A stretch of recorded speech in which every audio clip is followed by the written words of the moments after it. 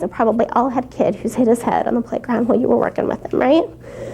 I mean, at one time or another. I know I sure have, right? And so the first thing to do is to be practical and do what you would always do and give good first aid and also make sure the child's evaluated. Now, before you change the slide, and don't cheat, they try to think back, say I'm being a teacher now, so try to think back to the things we've told you and think about if you're documenting this incident and a kid has had a knock on the head, what things are going to be particularly important that you might not always think about to document for the medical professionals who'll be working with them afterwards, so that when I'm seeing a kid, what am I going to want to see in your incident report that's going to really help me figure out what happened with their injury.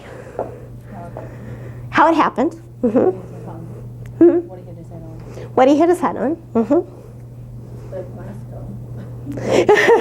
You're probably not going to have that. I'm definitely going to want that from the measure, but what can you document? So you're probably not going to do a Glasgow rating scale, right? I mean, I'm not going to either. But what can you document? Focus, their confusion, if they have confusion. Mm-hmm.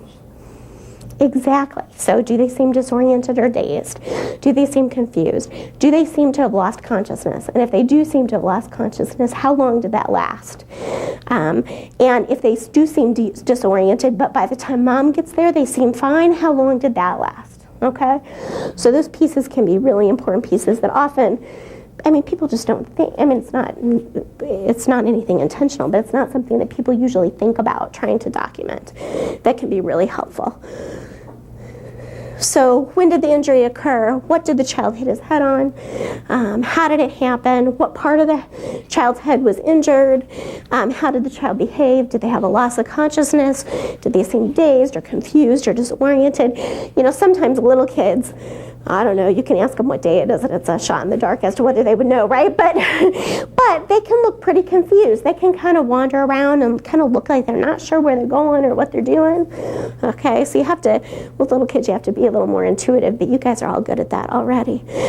Do they have any blank staring episodes, or did they have anything that looked like a frank seizure? Are they vomiting? Are they acting like their head hurts? If they're little, they may not tell you their head hurts, but you can often tell, right, by how a kid is holding their head or how they're acting. And are they grouchy? Because we all know this. Little kids, gosh, I get grouchy. But, you know, they get, sometimes the way you know that they're having trouble is they're grouchy, right? They're really irritable and fussy. And how long did those changes in behavior last? Those are the important pieces to document. Another thing too, the inches or the feet that the child fell if they were on a piece of equipment. That can be helpful, yeah. And usually, well, if paramedics come, they're going to ask you that question, but a parent may not think of that, and so that would be something to put in an incident report to send with them to the doctor's office.